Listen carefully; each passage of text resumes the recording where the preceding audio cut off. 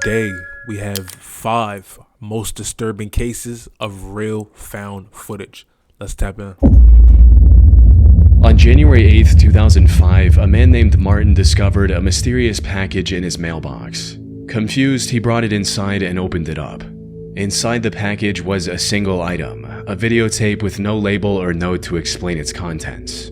Curious to see what was on it, he put it in his camcorder and pressed play. And the footage he found on it was shocking to say the least. It contained a nearly hour-long video of a man describing the violent things he was about to do, how he was going to lure his victims, and the makeshift devices he was going to use. I'm not trained in torture methods, which is what I'm gonna have to make do. I got my drill here.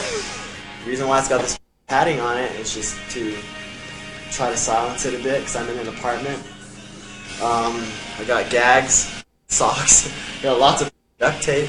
I got a soldering iron, sheets. Alright, I do want to preface this. We're going to start this off by saying, have we not learned our lesson? You know what I'm saying? From all the many horror movies that we've watched, you know what I'm saying?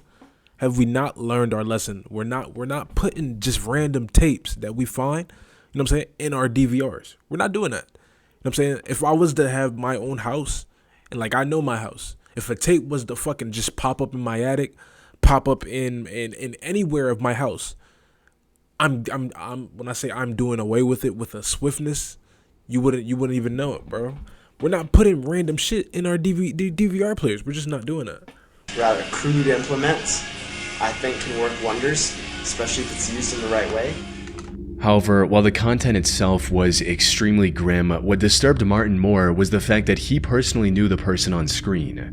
This wasn't the manifesto of a serial killer planning to take innocent lives. Instead, it was the final message of Martin's close friend, Ricky Rodriguez, a man who was tormented by a cult from the moment he was born. He eventually managed to escape the cult and was now planning to take revenge on the people who did unspeakable things to him for all those years. He recorded this hour-long video and mailed it to his few friends and family so they would find it and have all the answers about what he was about to do and why. I'm making this video, well, for many reasons, I guess. I suppose the main reason is that I want there to be some record of the way I feel, my ideas, just who I was, really. Ricky's story began 30 years earlier on January 25, 1975, when he was born as the first child of Karen Alva Zerby. Karen was a member of a cult called the Children of God, which used Christian language to lure in young, impressionable minds, often teenagers, and molded them to its sick and perverse ideals. 2 years after Ricky's birth, he was adopted by the cult's leader, David Burke, who presented himself as the Chosen One. David changed the cult's name to the Family. Let's let's look at this nigga, right? One thing I'll never understand is how people get trapped into not trapped, but tricked into joining cults.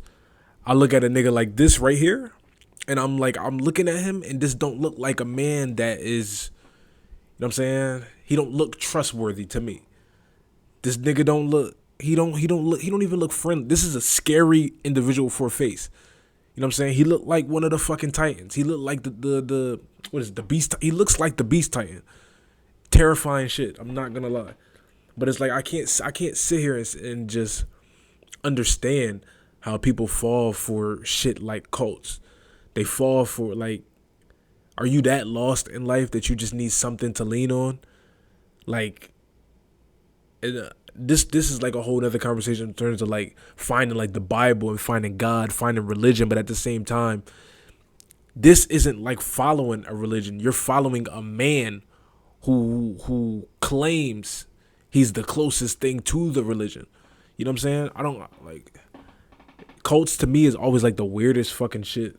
Family and declared Ricky to be a religious herald, granting him a special position in the organization. However, while he was treated like royalty by the other members on the surface, behind closed doors, Ricky was the victim of vile acts no child should ever have to endure. David not only encouraged these acts, but went as far as to write a whole book about everything he and his followers did to Ricky called The Story of DeVito. This abuse continued for many years, but as Ricky got older, he became aware of David's lies and manipulation. Then, in 1999, he finally managed to escape the cult with his girlfriend Alexia Manuel by faking a visit to the cult's compound in Mexico and fleeing to the US instead. Reintegration into society after 24 years in an isolated cult was anything but simple, but Ricky somehow managed to pull through and secure a job as an electrician. He also married Alexia and later moved to Tucson, Arizona due to his work. Unfortunately, no matter how hard he tried to move forward, the nightmare he escaped continued to haunt him. David had passed away in 1994, and the cult was now under the supervision of Karen Zerbe, Ricky's mother. And while the cult had managed to escape legal repercussions by mainly operating overseas, Ricky knew that there were still countless children suffering the same fate as him. Wait a minute. So his mom knew everything that they was doing to him, and not only did she not do anything against it, this bitch took over. Not only did she not get justice for her son, but she took over the cult. That is some fucked up shit. So, in January of 2005, he decided enough was enough and took matters into his own hands. Which brings us back to the video he recorded and then mailed to a handful of close friends and his wife. In it, Ricky mentioned his ultimate goal, which was to bring down the cult all on his own. Beyond that, a part of this was also about getting revenge for everything that was done to him. There's this need that I have. This need, it's not a want, it's a need, and I wish it wasn't, but it is. It's a need for revenge. It's a need for justice. Because I can't go on like this. In this video, he also laid out his plan for accomplishing this goal. He'd apparently gotten in contact with his previous nanny, Angela Smith, who was among the group that tormented him during his time in the cult. He was going to invite her over for dinner at his apartment in Tucson and make her tell everything she knew about the other members' whereabouts by any means necessary. And this nigga was about exactly to what he torture. did. On January 8th, after mailing copies of his recording, he invited Angela into his home and proceeded with the plan. It's unclear what information he managed to extract from her before taking her life. He then got into his car and drove to Blythe, California. There, he rented a motel and called his wife to tell her about what he had done and what he was going to do next. However, despite the meticulous planning, Ricky ultimately couldn't follow through with the rest of his plan. On the morning of January 9th, authorities found his car in a parking lot just a few miles from the hotel he was staying at. Ricky was found inside the car as well, where he had taken his own life. And while this was tragic news for his loved ones, it was hardly surprising for his wife. You see, Ricky believed that killing the cultists would bring him peace, something he reiterated in his last video. I can imagine how I would feel, how liberating it would be.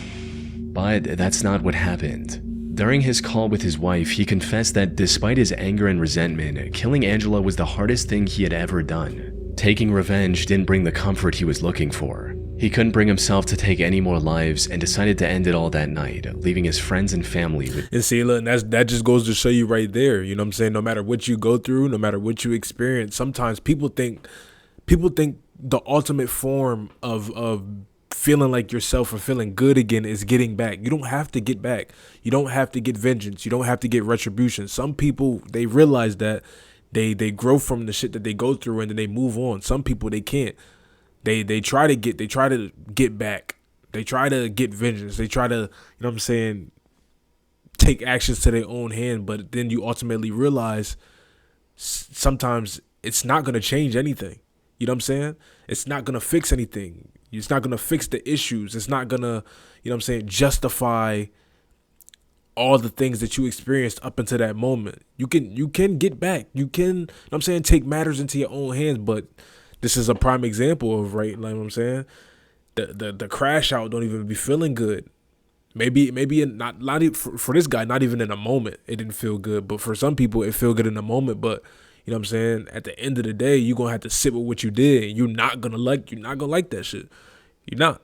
This hour-long video to remember him by. As for the family cult, it remains active to this day under the leadership of his mother. Wait, so this cult is still going and nobody, police? Hello? If aren't cults illegal? Aren't they like banned? Aren't these niggas to be like arrested, thrown in jail, something?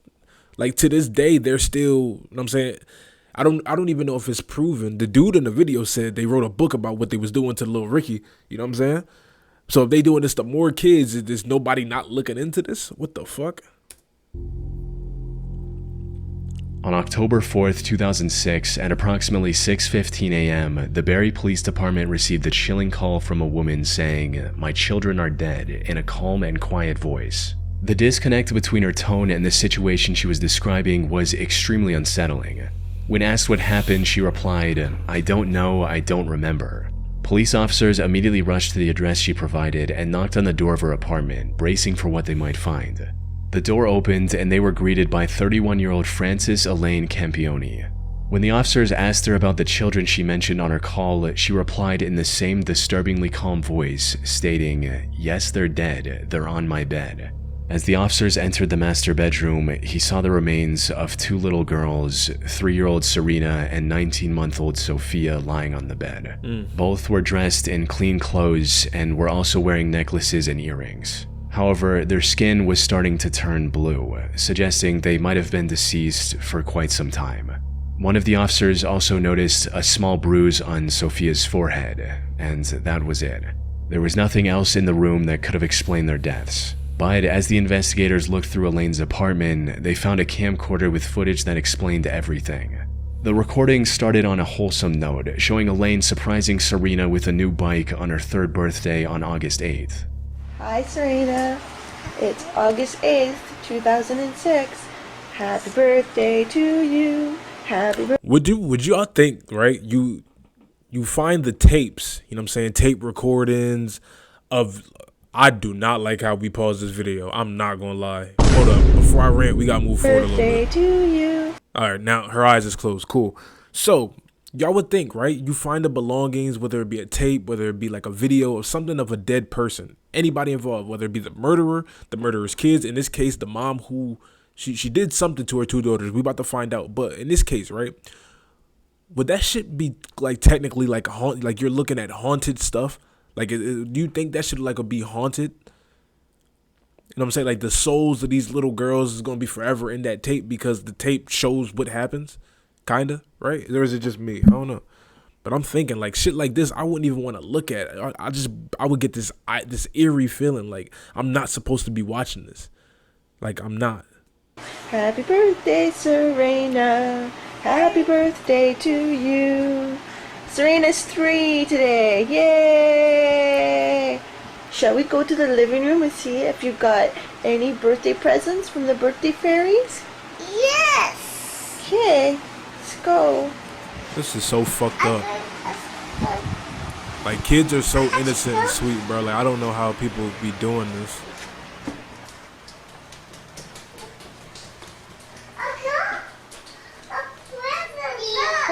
What is it? It's a bike! The next video also showed Elaine and her 2 daughters just hanging around and having fun. I love you. This much. Oh, I love you more than that. So far, everything looked quite normal. However, the 3rd recording, dated October 2nd, was when things started to get weird. The tone of the recordings instantly changed as Elaine suddenly went on and on about their horrible living conditions and the torment her ex-husband Leo and his family had put her through, said all in front of her children. You can't see through the camera, boo-hoo. Oh, yes, this is a deplorable, horrible, messy, filthy apartment that supposedly my Filthy? 2 children and I live in, and it's just a horrible, horrible mess. Yeah. A I sarcasm. think Diego Campione is totally in the wrong, and I hope he burns in hell for all his sins. The same as Leonardo. All I wanted to do was take care of my 2 little girls and live happily ever after the 3 years of physical, emotional, and mental abuse that I endured tremendously by Leonardo Campione, and then the past year from Anna and Diego Campione, the mental and emotional abuse, which wouldn't stop, and I had CAS keep bringing these 2 people into my life over and over again when I kept telling them the amount of mental and emotional abuse it was causing my 3-year-old daughter Serena and I and Sophia. She is It was locked in on the horrible TV. She is and not hearing uncalled that for. shit. And I want justice to my family for what they have all done to us. I cried out for help. They should have Leo was apparently extremely abusive, both physically and mentally. He prevented her from contacting her parents and at one point even kicked her in her stomach while she was pregnant. This resulted in Leo getting charged with domestic violence and the two getting divorced. However, at the time of this recording, Leo was starting to turn things around and was engaged in a legal battle with Elaine over the custody of their daughters. This took an immense toll on Elaine's mental health. She was already quite unstable and had been to the psych ward twice in the past couple of years. But according to her mother, the custody battle caused her to lose it completely and develop severe paranoia. She became worried that Leo would one day show up and forcibly take her daughters away. Then, on October 2nd, after ending this recording at 8:39 p.m., Elaine did the unthinkable by taking the lives of her own daughters, then recording a haunting confession that investigators discovered on the same camera. Recording this because Leo and I are very happy. Everything is gone. You wouldn't give peace. You wouldn't tell the truth. I begged. You even had Stacy not believing me, telling her I had to sign papers when I didn't. I went to victim witness to get the truth. Trying, begging everyone the truth. How you beat me. 3 years behind closed doors, beat me when I was pregnant with Serena and Sophia. You didn't care about our babies, you didn't care about me, you cared about yourself. You wanted to win, you won. Are you happy? How does it make you feel? This shit is like, I'm not getting no good vibes from this at all. And it's crazy because you never really know what people are going through. I'm saying not on the surface, but like deep below, like inside their inner thoughts, their inner dialogue. What's that one thing that's gonna like force them to break and like literally crash the fuck out? I hate that I have to use crash out in this term because this is not even crashing out, my nigga. This is not. This is like she took it all the way there. I don't know if she took her own life. Well, I don't think so because she called the cops. But she took her kids. She took her children's life. You know what I'm saying? They didn't get to live. They didn't get to grow up. They didn't get to experience like living. And it's fucked up because anybody, I feel like anybody can be capable of this. You know what I'm saying? Like it takes the right character event, the right, you know what I'm saying, situation to bring this level of a person out. Like this is insane. How does it make you feel? Because it doesn't make me feel great. I've lost everything my whole life. At this point, the camera cut to a later point where Elaine attempted to take her own. I tried to overdose. So that means the remodeling time at their Aurelia and Braintree stores. They are changing the displays. Now is the time to make a great deal on an Ontario-made hydro-cooled hot tub. In stock models, floor model, or custom orders, everything has a sale price. Pool Spa Sauna Showroom, making waves in Aurelia, Bracebridge, and soon to be in Huntsville. You can also check them out on the web at Pool Spa Sauna Showroom. I can't feel Elaine sorry was arrested for her, on though. the spot and was later Like, I charged can't. with murder, with the found footage in her home serving as crucial evidence against her. She was ultimately sentenced to life in prison with the possibility of parole after 25 years. And I feel like that's rightfully so. But I can't. I know I just gave a speech about, you know what I'm saying, you never really know what people go through. But at the same time, this shit is not even justifiable. Like, I can't feel sorry for her. It'd have been, for lack of better words, it'd have been more respectable if you attempted to take your own life and just left the children alone. Lock them in a room, you know what I'm saying? That's even that is bad within itself because that's ultimately like child abuse. All of this shit is literally child abuse. But who are you to take your children? Like, you take your children's life and then tried to take your own and failed. I think you should have tried again. You know, that would have been the right thing to do in the situation. Like, living with your actions, I feel as though it's not enough. It's not enough. Years ago, the Bureau of Land Management published a public service announcement dubbed Stay Out and Stay Alive, educating viewers about the countless dangers of exploring abandoned mines, including the very real risk of cave-ins, volatile explosives, wild animals, and entire sections without oxygen. However, the most chilling part of the video was the story and the accompanying found footage of an accident that had occurred years earlier. On July 4th, 1998, a group of young men found an abandoned mine in Nevada and decided to explore it for fun. Though, surprisingly, the boys seemed acutely aware of the mistake they were making right from the start. As you see Briz pointing out, stay alive. It's a good point, but we're not too smart, so we're gonna go anyway. Of course not. This is an Of course unsafe not. mine. Danger. Yet the allure of exploring a place untouched for It's decades. always niggas, man. Like, why us dudes can't, like, it's not all of us dudes, but when it comes to shit like this, women are so smart to the point that they won't even put themselves in a situation like this. I have never seen a video where woman sees cave, woman gets intrigued, woman goes, woman dies. No, they don't do stupid shit like this. It's just us niggas.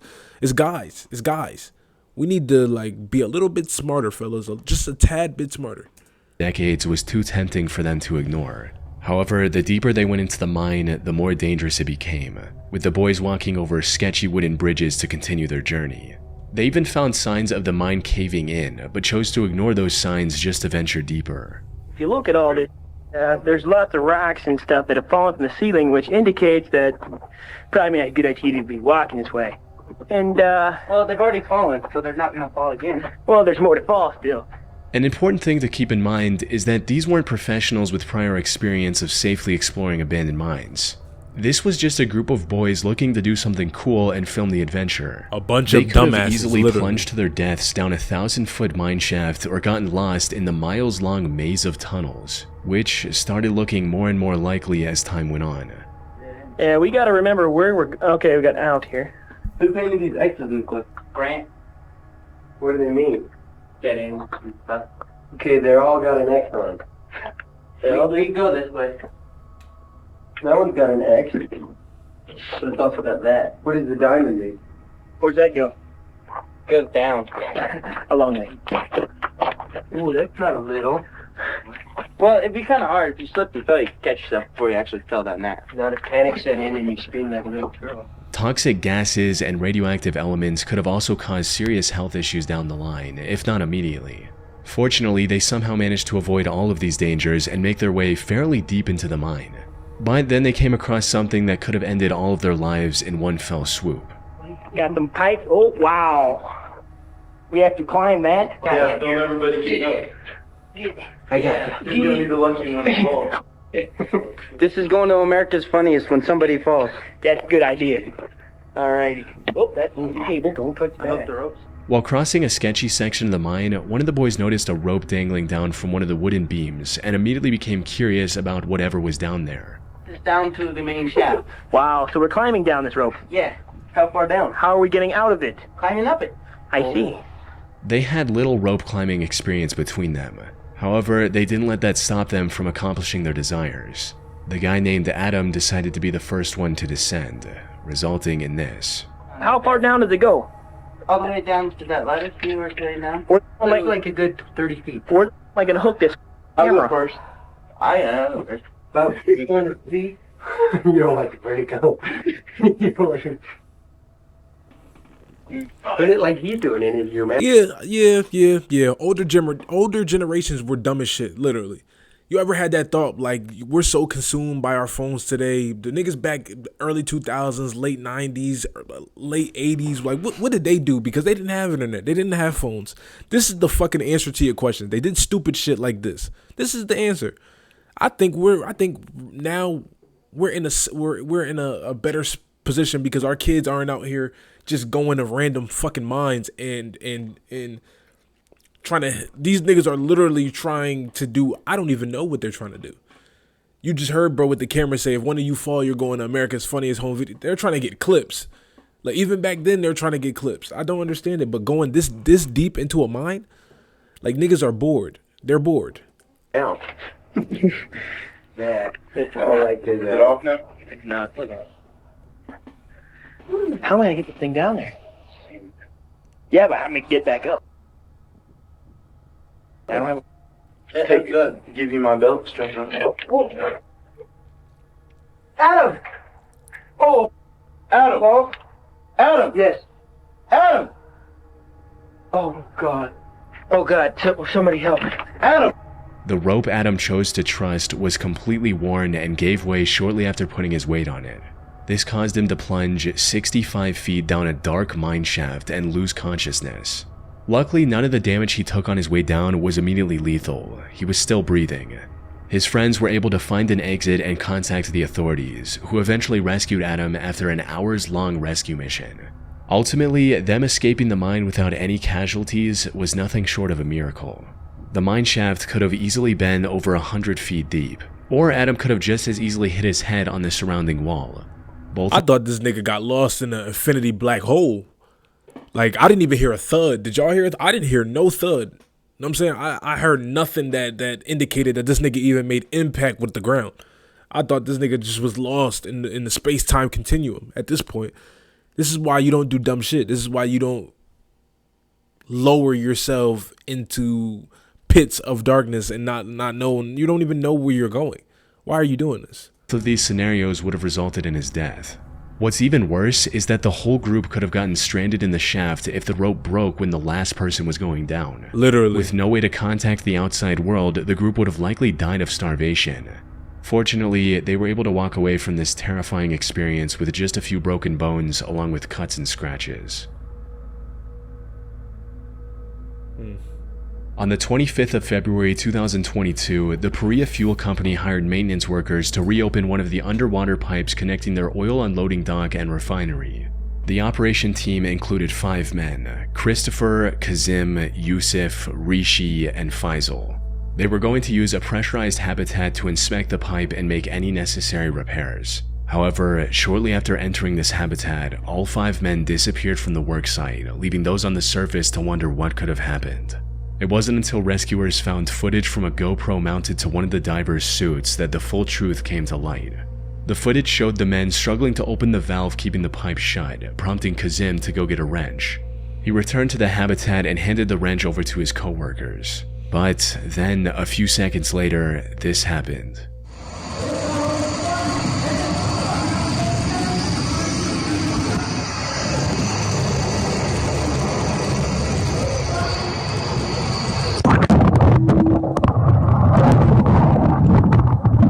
What the fuck? The moment the valve was opened, its low pressure created a powerful vacuum. Water rushed into the habitat, while the pressurized air violently forced everyone into the pipe. All 5 of the men were forced into the 30-inch wide pipe, faster than they could blink.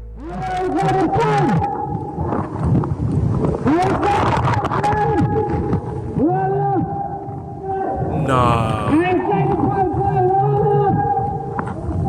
After tumbling through the metal pipe at violent speeds for a minute and a half, they came to a stop at a section containing a small air pocket, just enough to keep them alive, allowing them a brief moment to find their bearings and assess the gravity of their situation.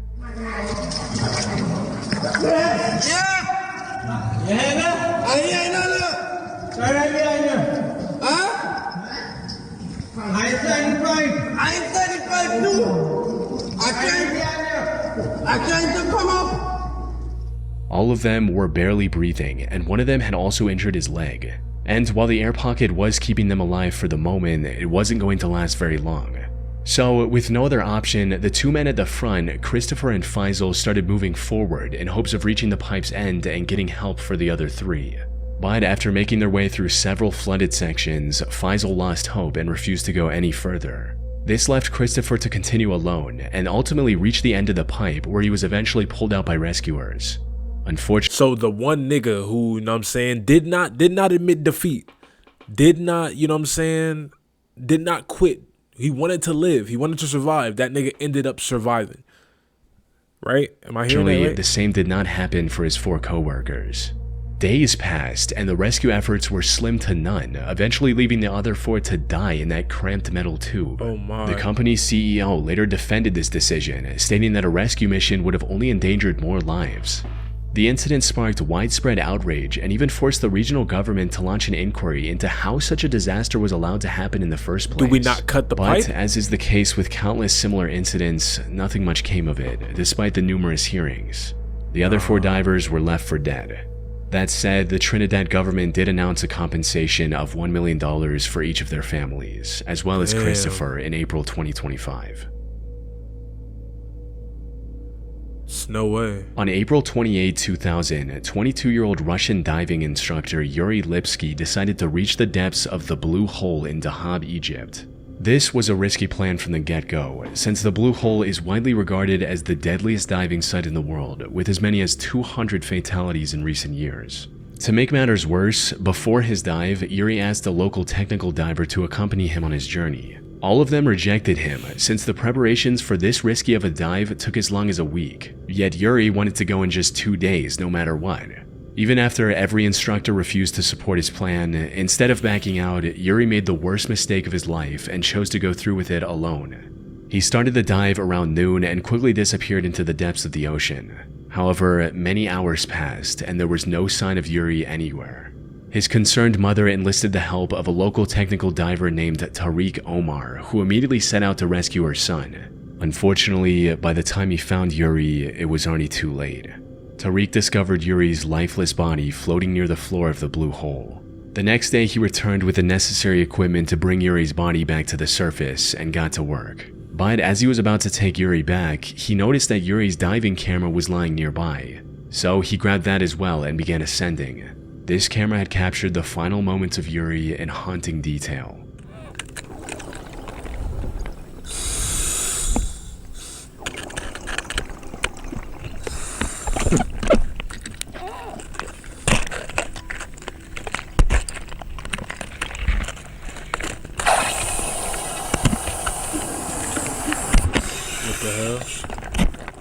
The dive started like any other, with Yuri swimming alongside many other divers. However, it wasn't long before everyone else faded from view as he started to descend deeper into the Blue Hole. And that's when all the worst possible things started happening in rapid succession. It started with him failing to keep his gas levels under check, resulting in him getting nitrogen poisoning and becoming extremely disoriented. By the time he realized his situation, he was already sinking like a rock.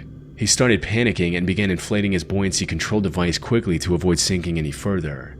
Tragically, this backfired. The buoyancy control device bursted due to the rapidly increasing pressure, leaving Yuri no way of safely returning to the surface.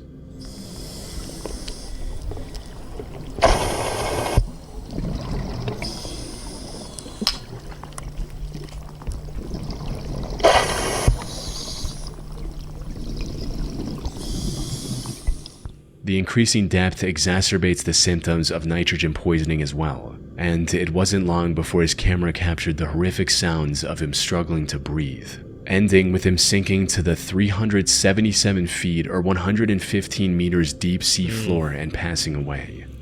The only silver lining in this whole situation is that there's a good chance the found footage helped at least one diver avoid a similar fate by learning from the mistakes that cost Yuri his life.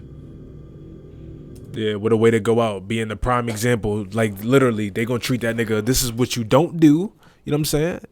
If you wanna be a deep sea diver, don't be like Yuri. And I'm not gonna lie, my advice, if you want advice from a smart man, you know what I'm saying, a very knowledgeable man, avoid the fucking ocean at all costs. You know what I'm saying? The ocean is not a place to play games. Either you're going to fuck yourself up like how he fucked himself up, or something down there is going to be waiting to fuck you up. With that being said, it's your boy RushMoreRick. If you enjoyed the reaction, like, comment, subscribe, and we're out of here. Next video.